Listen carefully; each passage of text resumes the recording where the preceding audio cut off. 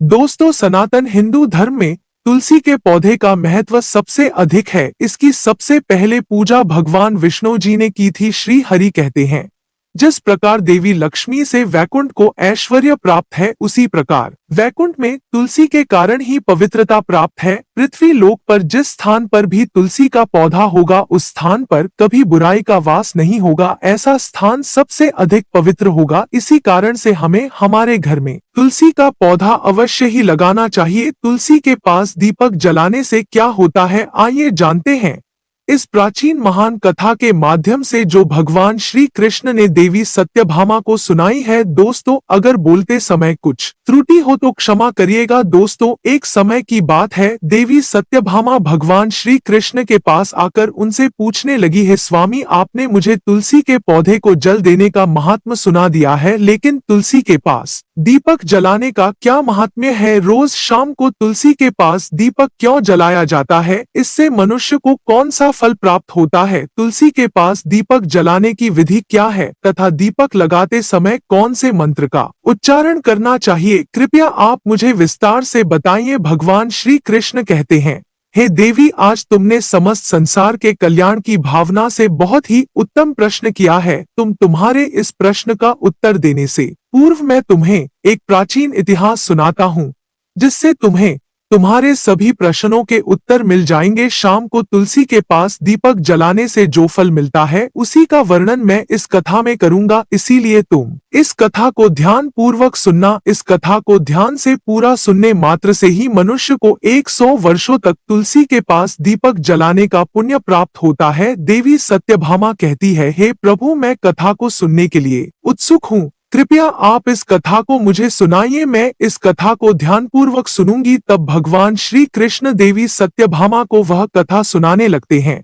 हे देवी, पूर्व काल की बात है, दक्षिण दिशा में तुंगभद्रा नाम की एक बहुत बड़ी नदी है। उसी नदी के किनारे हरिहरपुर नाम का एक अत्यंत सुंदर नगर बसा हुआ है। उसी नगर में हरि दीक्षित नाम के एक ब्राह्मण निवास करते थे। वे अत्यंत गुणवान, चरित्रवान, धर्म कार्य करने वाले तथा वेदों के मार्ग पर चलने वाले थे। उन्होंने समस्त शास्त्रों का अध्ययन किया हुआ था। उसी ब्राह्मण की एक पत्नी थी, जिसे लोग दुराचार कहकर पुकारते थे, क्योंकि उसके कर्म ही उसके नाम के अनुसार थे। वह सदैव ही अपने पति को अपमानित करती थी, अपने पति के लिए कुवाच्य कहती थी, पति को भयंकर दुख देती थी, पति के लिए कभी भोजन नहीं बनाती थी। उसने अपने पति के साथ कभी शयन नहीं किया, कभी उसके साथ प्रेम से व्यवहार नहीं किया। पति के मित्र और परिवार के लोग घर पर आते तो वह स्त्री उनको अपमानित करके भगा देती थी और स्वयं काम भाव से उन्मत्त होकर निरंतर अन्य व्यभिचारिणी स्त्रियों के साथ घूमती रहती थी। उसका मन पति को छोड़कर पराये पुरुषों में लगा रहता था। उसने कभी अपने पति से प्रेम पूर्वक बात नहीं की, किंतु पराये सुंदर पुरुषों के संग बैठकर बातें करती थी। पराये पुरुषों को मोहित करने के लिए सज धज कर गांव में घूमने जाया करती थी। कभी वह वन में किसी वृक्ष के नीचे खड़ी रहकर सुंदर पुरुषों की राह देखती और किसी दुष्ट पुरुष को मोहित करके उसके संग भोग विलास किया करती थी। एक दिन हरि दीक्षित ने अपनी पत्नी से कहा, है भद्रे, तुम्हारा यह आचरण उचित नहीं है।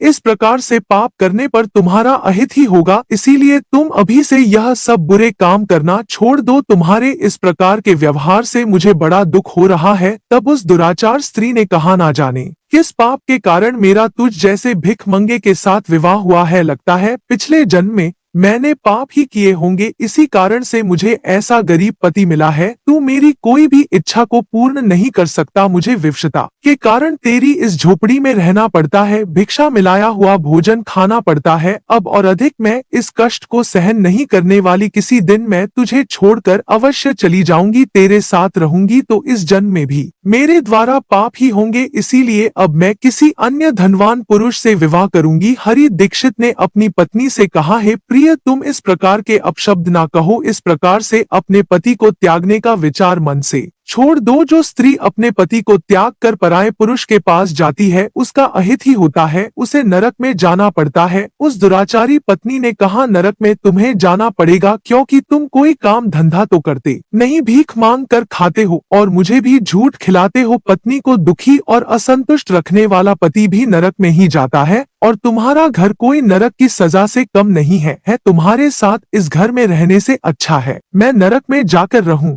इस प्रकार उस हरि दीक्षित की पत्नी ने अनेक प्रकार के कटु वचनों से अपने पति का अनादर किया और उसे अपमानित किया। श्री कृष्ण कहते हैं, हे देवी, जो स्त्री अपने पति का अनादर करती है, जो अपने पति का अपमान करती है, उसके घर में दुर्भाग्य ही आता है। पति को छोड़कर पराये पुरुष के पास जाने वाली स्त्री को नरक में दंड अवश्य ही भोगना पड़ता है। अब आगे सुनो उस दुराचार स्त्री के साथ क्या होता है। एक दिन वह दुराचार स्त्री वन में जाकर एक वृक्ष के नीचे खड़ी हो गई। उसका चित्त काम से भरा हुआ था। वह किसी सुंदर कामी पुरुष की राह देख रही थी, किंतु बहुत समय बीतने के बाद भी उस स्थान पर कोई पुरुष नहीं आया। इसीलिए वह अत्यंत दुखी हो गई और प्रियतम की खोज में इधर उधर देखने लगी। उस दिन उसका सारा परिश्रम व्यर्थ हो गया। वह वहाँ खड़ी होकर वह नाना प्रकार की बातें कहकर विलाप करने लगी। हाय हाय, आज तो इस मार्ग से कोई भी सुंदर पुरुष नहीं आया। अब मैं कैसे अपनी काम शांति करूं? आज की रात कैसे बीतेगी? कौन मेरे इस सुंदर शरीर का उपभोग करेगा? मेरी जवानी और सुंदरता तो अकारण ही नष्ट हो रही है। कोई भी इस सुंदर शरीर को पाने की कामना नहीं करता। अब मैं कहाँ जाऊं? कौन मुझे अपनाए? कौन मेरे साथ भोग विलास करेगा? मेरा पति तो मूर्ख है, किंतु अब ऐसा लगता है कि संसार ही मूर्ख पुरुषों से भरा पड़ा है। कोई भी इतनी सुंदर स्त्री को पाने की कामना नहीं कर रहा है। मैं तो इतनी सुंदर हूँ कि देवता भी मुझे पाने की इच्छा करेंगे, लेकिन यह संसार तो पापी और तुच्छ पुरुषों से भरा पड़ा है, जो मुझ अप्सरा जैसी सुंदर स्त्री को दुर्लक्ष्य कर रहा है। हे भगवान, कोई सुंदर, बलवान और पराक्रमी नर हो तो उसे मेरे पास भेजिए। चाहे वह मेरा भक्षण भी कर लेगा तो भी मैं प्रसन्नता से उसका आलिंगन कर लूंगी। भगवान श्री कृष्ण कहते हैं, हे देवी, इस प्रकार से वह स्त्री जोर जोर से विलाप करने लगी। उसी जंगल में एक भयानक बाघ निवास करता था। उस पापिनी स्त्री की आवाज सुनकर वह जाग गया और उछलकर उस स्त्री का भक्षण करने के लिए उसके पास आ गया। उस बाघ का नाम था ध्वंस। ध्वंस का रूप अत्यंत भयानक था। उसका शरीर काले और नारंगी धारियों से युक्त था, जो जंगल की छाया में घुल मिल जाता था। उसकी आंखें अंगारे की तरह लाल थी, जो अंधेरे में भी चमकती थी। उसके जबड़े से लंबे तीक्ष्ण दांत बाहर निकले हुए थे, जो किसी भी जीव को चीरने के लिए पर्याप्त थे। उसकी गहरी गर्जना पूरे वन में गूंजती थी, जिससे आसपास के जीव कांप उठते थे। ध्वंस की लंबी मजबूत पूंछ उसकी ताकत का प्रतीक थी। वह अपनी मांसल बलिष्ठ टांगों से जंगल में तेजी से दौड़ सकता था। ध्वंस का पूरा शरीर शक्तिशाली मांसपेशियों से भरा हुआ था, जिससे वह एक ही झपट्टा में अपने शिकार को धराशायी कर सकता था। उसकी नाक से बार बार गर्म सांसें निकलती, मानो वह हर पल अपने अगले शिकार की तलाश में हो। ध्वंस का एकमात्र लक्ष्य उन पापी और दुराचारी लोगों का भक्षण करना था, जिन्हें उसकी नियति ने उसे सौंपा था। उस भयंकर बाघ को अपने सामने खड़ा हुआ देखकर उस स्त्री के पसीने छूटने लगे। वह भय से थरथर कांपने लगी। वह स्त्री कुछ करती इतने में ही उस बाघ ने अपने पंजे से उसे घायल कर दिया और वह स्त्री जमीन पर गिर पड़ी। जमीन पर गिरते ही वह स्त्री चिल्लाते हुए बोली, अरे बाघ, तू किस लिए यहाँ पर आया है? मुझे क्यों मार रहा है? मैं यहाँ पर अपने प्रियतम को खोज रही थी। तू मुझे छोड़ दे। मेरा भक्षण करके तुझे क्या मिलेगा? उस स्त्री की यह बात सुनकर वह भयानक बाघ क्षण भर के लिए रुक गया और हंसते हुए बोला, हे दुष्टा, आज विधाता ने तुझे मेरा ग्रास नियुक्त किया है। तुझ जैसी पापिनी स्त्रियों का भक्षण करना ही मेरा काम है, तभी मुझे इस शरीर से मुक्ति मिलेगी। वह स्त्री कहने लगी, हे बाघ, तुम कौन हो? मुझे सच सच बताओ, तुम्हें किस कारण से बाघ होना पड़ा और तुम मुझ जैसी स्त्रियों का भक्षण क्यों करते हो? पहले मुझे सारी बात बताओ और फिर मेरा भक्षण करो। फिर ध्वंस नाम का वह बाघ कहने लगा, हे पापिनी, मैं तुम्हें मेरे पूर्व जन्म का वृतांत सुनाता हूँ कि किस कारण से मुझे बाघ होना पड़ा। पूर्व काल में दक्षिण देश में अमलापाहा नाम की एक पवित्र नदी बहती थी। उसी नदी के तट पर मुनिपर्णा नाम की एक नगरी बसी हुई थी। यह नगरी अपने सुंदर मंदिरों, शांत वातावरण और धार्मिक अनुष्ठानों के लिए प्रसिद्ध थी। वहाँ एक ब्राह्मण का परिवार निवास करता था। मैं उस परिवार में जन्मा था। मेरा नाम वेदानंद था। मेरे पिता एक आदर्श ब्राह्मण थे, जो यज्ञ, हवन और धार्मिक अनुष्ठानों का पालन करते थे। उस बाघ ने आगे कहा, है स्त्री, मैंने अपनी किशोरावस्था में वेदों का अध्ययन किया और यज्ञ आदि धार्मिक कार्यों में पारंगत हो गया, लेकिन जैसे जैसे मैं बड़ा हुआ मेरे मन में धन का लोभ बढ़ता गया। अनेक यज्ञों का आयोजन किया, लेकिन वे यज्ञ धार्मिक उद्देश्य से नहीं बल्कि धन सह के थे। मैं पापियों के था, जो धर्म थे और उके भोजन करता था। मैंने धन के लोभ में उनके अन्य कार्यों का समर्थन भी किया। धर्म के मार्ग भटकते हुए मैंने उन वस्तुओं का दान भी स्वीकार किया जिन्हें ब्राह्मण नहीं लेना चाहिए। मेरा मन इतना लोभ हो गया था कि मैं बहाने दूसरों से धनता और फिर भी वापस नहीं करता। मैंने अनेक प्रकार के छल कपट किए और इस प्रकार पाप करते हुए कई वर्ष बीत गए। समय के साथ मेरा शरीर कमजोर हो गया, बाल सफेद हो गए, आंखें धुंधली हो गई और मुंह के दांत गिर गए, परंतु धन का लोभ अब भी मेरे मन से नहीं गया और मैं पाप करता रहा। उस बाघ ने अपने दुख भरे स्वर में आगे कहा, एक दिन धन के लालच में मैं फिर से नदी के किनारे गया। वहां मैंने अन्य धूर्त ब्राह्मणों के साथ मिलकर लोगों को ठगा। हम सभी ने झूठे मंत्रों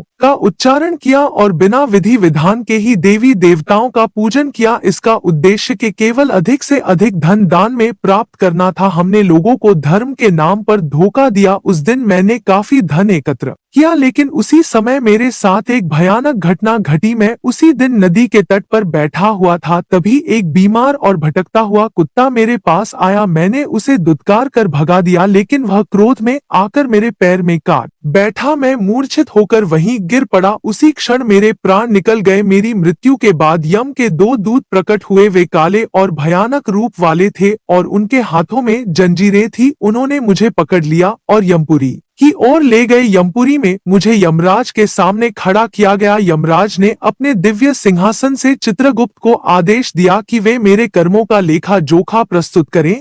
चित्रगुप्त ने बड़े ही गंभीर स्वर में कहा, हे धर्मराज, यह ब्राह्मण जिसका नाम वेदानंद था ने अपने जीवन में घोर पाप किए हैं।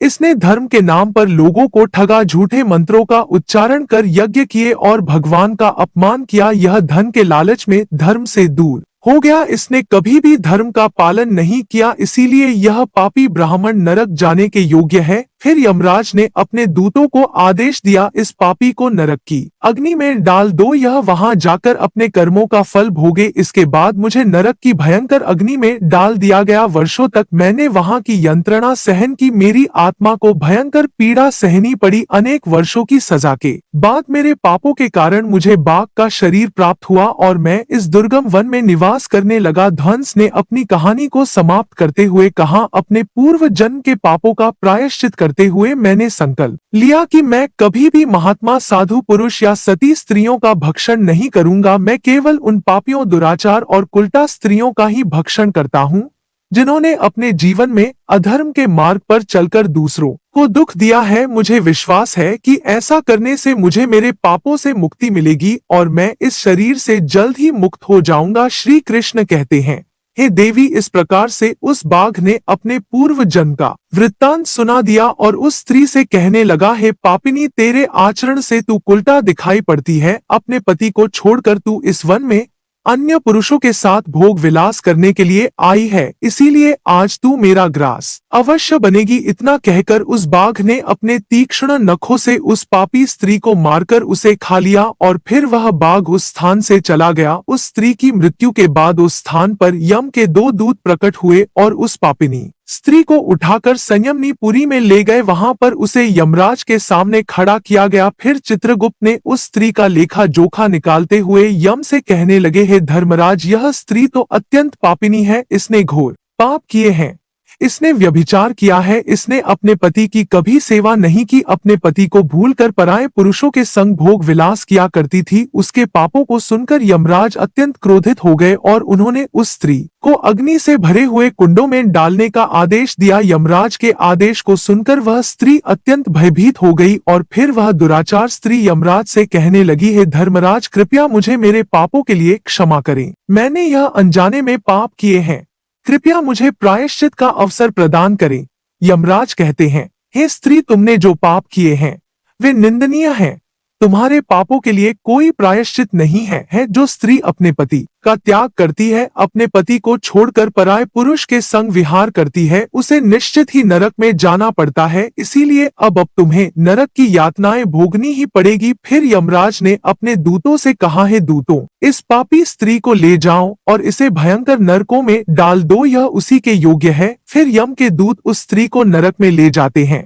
फिर अनेक वर्षों तक उसे जलते हुए तेल के कुंड में पकाया गया। फिर उसे निकालकर ररव नामक नरक में डाल दिया गया। इस प्रकार से उसे अनेक वर्षों तक अलग अलग नरकों में डाला गया। नरक में कष्ट भोगने के बाद वह महापापिनी स्त्री पुनः पृथ्वी लोक पर आकर चांडा के रूप में उत्पन्न हुई। चांडाल के घर में जन्म लेकर वह फिर से अनेक पाप करने लगी, व्यभिचार करने लगी, अनेक पापी पुरुषों के संग विहार करने लगी। फिर कुछ समय बाद पूर्व जन्म के पापों के कारण उसे कोढ़ का रोग हो गया और वह भयानक पीड़ा सहन करने लगी। उसका अंग जलने लगा, उसके नेत्रों में पीड़ा होने लगी। इस दुख को सहन करती हुई वह दिन बिताने लगी। फिर एक दिन वह तीर्थ में स्नान करने के उद्देश्य से अंतपुर में चली गई। वहां पर वह एक आश्रम के बाहर निवास करने लगी। उस आश्रम में एक तुलसी का पौधा था। अन्य स्त्रियों को वहां पर तुलसी के पास दीपक जलाते हुए देखकर उस पापी स्त्री को बड़ा आश्चर्य हुआ। फिर एक दिन वहां पर निवास करने वाले एक साधु से उस स्त्री ने पूछा, है साधु महाराज, यह कौन सा पौधा है और यह स्त्रियां इसके नीचे दीपक क्यों जला रही हैं? तब उस साधु ने कहा, है कल्याणी, यह अत्यंत पवित्र तुलसी का पौधा है। इसके दर्शन करने मात्र से ही संकटों का नाश होता है। इस तुलसी को जल देने से देवी देवताओं की कृपा प्राप्त होती है तथा इस पवित्र पौधे के पास दीपक जलाने से समस्त पाप नष्ट होते हैं। उस साधु की बात सुनकर उस स्त्री को बड़ी प्रसन्नता हुई और उसने साधु से कहा, है साधु महाराज, यदि कोई अत्यंत पापिनी स्त्री भी इसके पास दीपक जलाएगी तो उसके पाप नष्ट होंगे। क्या वह साधु कहते हैं, हे पुत्री, यह सत्य है, यदि किसी स्त्री ने घोर पाप भी किए हो तब भी उसके पाप नष्ट होते हैं। उसके सभी जन्मों के पाप भी तुलसी के पास दीपक जलाने से नष्ट होते हैं। किंतु हे पुत्री, तुम कौन हो और किस कारण से यह प्रश्न पूछ रही हो? वह स्त्री कहती है, हे साधु महाराज, मैं महापापिनी हूँ। मैंने व्यभिचार किया है तथा अनेक प्रकार के पाप किए हैं। मेरे पापों के कारण ही मेरी ऐसी दुर्दशा हुई है। कृपया मुझे पापों से मुक्ति का उपाय बताइए। साधु कहते हैं, हे पुत्री, अब से तुम नित्य इस तुलसी के पास दीपक जलाओ, तुम्हारे समस्त पाप और दोष समाप्त हो जाएंगे। उस साधु की बात सुनकर उस पापी स्त्री ने भी वही किया। उसने तुलसी के पौधे के पास एक दीपक जला दिया। इस प्रकार से वह स्त्री नित्य उसी स्थान पर तुलसी के पास दीपक जलाने लगी। फिर एक दिन वह स्त्री शाम के समय तुलसी के पास दीपक जलाने लगी तो उसी समय उसकी हृदय फटने से उसकी मृत्यु हो गई और वह वहीं जमीन पर पड़ी रही। फिर यमराज के दो दूत उस स्त्री को यमलोक ले जाने के लिए उस स्थान पर प्रकट हुए। जैसे ही यम के दूत उस पापी स्त्री को पाश में बांधकर ले जाने लगे, भगवान विष्णु के दो पार्षद उस स्थान पर प्रकट हुए। वे दिव्य पार्षद अत्यंत तेजस्वी और दिव्य आभा से युक्त थे। उनके शरीर से स्वर्णिम प्रकाश की किरणें निकल रही थी जो चारों ओर का अंधकार दूर कर देती थी। उनका रूप इतना मोहक और दिव्य था कि उन्हें देखकर किसी का भी मन श्रद्धा से भर जाता। उनके चेहरे पर शांत मुस्कान थी जो अपार करुणा और दया का प्रतीक थी। उनके वस्त्र रत्न जड़ित और रेशमी थे जो नीले और सुनहरे रंग में चमक रहे थे, मानो स्वयं वैकुंठ का सौंदर्य उनके व्यक्तित्व में समाया हो। उनके कानों में सुनहरे कुंडल झूल रहे थे जिनसे दिव्य संगीत की ध्वनि प्रतीत होती थी। उनके माथे पर तिलक और चमकती हुई बिंदी थी जो उनके दिव्यता का सूचक थी। वे दोनों विशाल कद और बलिष्ठ थे। उनके हाथों में दिव्य गदा थी जो न्याय और धर्म की शक्ति का प्रतीक थी। वे उस स्त्री को अपने दिव्य स्पर्श से मुक्ति का आश्वासन देने आए थे जिससे उसके सभी पाप नष्ट हो सके और उसे स्वर्ग की यात्रा का अधिकारी बना सके। उन पार्षदों ने यमराज के दूतों को रोक लिया और कहने लगे, हे यम दूतों, इस स्त्री को तुम छोड़ दो, यह स्त्री नरक जाने के योग्य नहीं है। तुम किसके आदेश से ऐसा अधर्म कर रहे हो? फिर यम के दूत कहने लगे, हे पार्षदों, हम यमराज के आदेश से इस पापी स्त्री को उठाकर ले जा रहे हैं, किंतु आप हमें किस कारण से रोक रहे हो? यह स्त्री अत्यंत पापी है, इसे नरक में ले जाने की आज्ञा मिली है। यह सुनकर भगवान विष्णु के पार्षद मुस्कुराए और बोले, हे यमदूत, तो तुम सत्य बोलते हो, लेकिन इस स्त्री का एक ऐसा पुण्य भी है जो इसके समस्त पापों को मिटा चुका है। क्या तुमने देखा नहीं कि इसने अपने जीवन में संध्या के समय तुलसी के समीप दीपक जलाया है? यमदूतों ने चकित होकर पूछा, है पार्षदों, क्या केवल तुलसी के समीप दीपक जलाने से इसके समस्त पाप नष्ट हो सकते हैं? भगवान विष्णु के पार्षदों ने गहन दृष्टि से यमदूतों की ओर देखा और समझाया, तुम इस बात को नहीं समझते। यमदूतों, तुलसी भगवान विष्णु की परम प्रिय है और जो भक्त श्रद्धा और भक्ति से तुलसी के समीप दीपक जलाता है वह विष्णु की कृपा का पात्र बन जाता है। संध्या के समय दीपक जलाने का पुण्य अनंत गुना बढ़ जाता है और यह न केवल उसके पापों को नष्ट करता है बल्कि उसे स्वर्ग का अधिकारी भी बनाता है। इस स्त्री ने सच्चे मन से तुलसी का पूजन किया और दीपक प्रज्वलित किया है, इसी कारण इसके सारे पाप जलकर राख हो चुके हैं। अब यह नरक जाने के योग्य नहीं है। यमदूतों ने अपने हाथ जोड़कर कहा है, पार्षदों आप सत्य कह रहे हैं, हमें इसके भक्ति के बारे में जानकारी नहीं थी। यदि यह भगवान विष्णु की प्रिय भक्त है तो इसे हम कैसे नरक ले जा सकते हैं। भगवान विष्णु के पार्षदों ने मधुर स्वर में कहा, इसीलिए हे यमदूतों अब तुम लौट जाओ। इस स्त्री ने तुलसी की सेवा की है, वह उस दीपक की रोशनी में अपने सारे पापों को भस्म कर चुकी है। अब इसे विष्णु लोक में ले जाया जाएगा जहाँ इसका स्वागत होगा। यह अब स्वर्ग की अधिकारी बन चुकी है। पार्षदों की बात सुनकर उन यमदूतों ने उस स्त्री को उसी स्थान पर छोड़ दिया और यमलोक लौट गए। वहां जाकर उन्होंने यमराज को सारा वृत्तांत सुना दिया। फिर भगवान विष्णु के पार्षद उस स्त्री को दिव्य विमान में बिठाकर स्वर्ग लोक ले गए। भगवान श्री कृष्ण कहते हैं, हे देवी सत्यभामा, इस प्रकार से तुलसी के पास केवल दीपक जलाने मात्र से ही मनुष्य के सभी पाप नष्ट हो जाते हैं। जो स्त्री नित्य शाम को तुलसी के पास दीपक जलाती है वह सौभाग्यशाली बनती है। उसके पूर्व जन्मों के सभी पाप नष्ट हो जाते हैं, उसे सुख समृद्धि की प्राप्ति होती है। रोज तुलसी के पास दीपक जलाते समय इस मंत्र का उच्चारण करना चाहिए, ओम तुलसी देव्य च विद्महे विष्णु प्रियाय च धीमहि तन्नो वृंदा प्रचोदयात्। श्री कृष्ण कहते हैं, हजारों अमृत के घड़ों से नहलाने पर भी श्री हरि को उतनी तृप्ति नहीं होती जितनी वे मनुष्यों के द्वारा तुलसी का एक पत्ता चढ़ाने से प्राप्त करते हैं।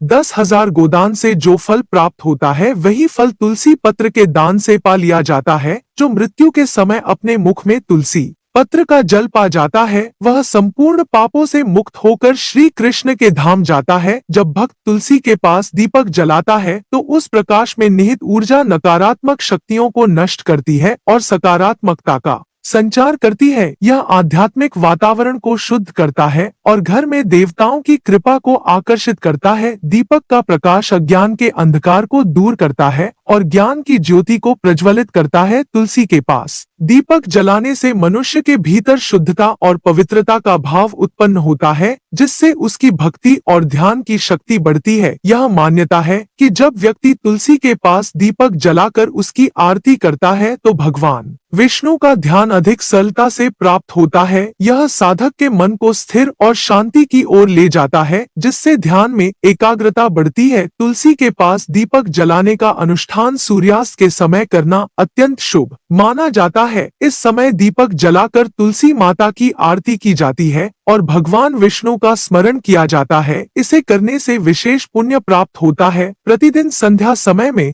तुलसी के पास दीपक जलाते समय ओम नमो भगवते वासुदेवाय मंत्र का जाप करना चाहिए। यह मंत्र घर की नकारात्मकता को दूर करता है और भगवान विष्णु की कृपा प्राप्त करता है। तुलसी के पास घी या तिल के तेल का दीपक जलाना शुभ होता है। घी का दीपक अधिक पवित्र माना जाता है, लेकिन यदि संभव ना हो तो तिल के तेल का दीपक भी जलाया जा सकता है। तिल के तेल का दीपक नकारात्मक ऊर्जा होने में सहायक होता है। ऐसा कहा गया है कि जो भक्त प्रतिदिन तुलसी के पास दीपक जलाता है उसे 7 जन्मों तक पुण्य मिलता है और वह कभी भी दरिद्रता का सामना नहीं करता। उसके घर परिवार में हमेशा सुख शांति और खुशहाली बनी रहती है। धार्मिक ग्रंथों में वर्णित है कि तुलसी के पास दीपक जलाने से पितृ दोष, ग्रह दोष और काल सर्प दोष जैसी बाधाएं भी दूर हो सकती हैं।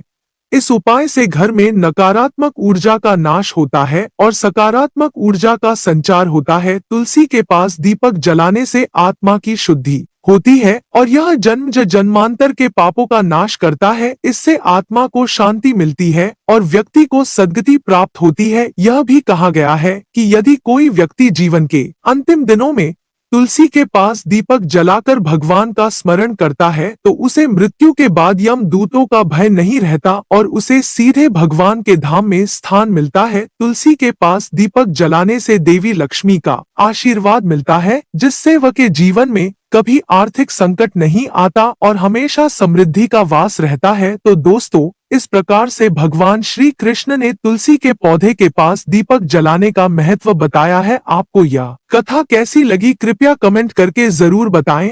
जानकारी अच्छी लगी तो वीडियो को लाइक जरूर करें। कमेंट में जय श्री कृष्ण जय मां तुलसी जरूर लिखें। साथ ही चैनल को सब्सक्राइब करें। दोस्तों मिलते हैं किसी और वीडियो में। धन्यवाद।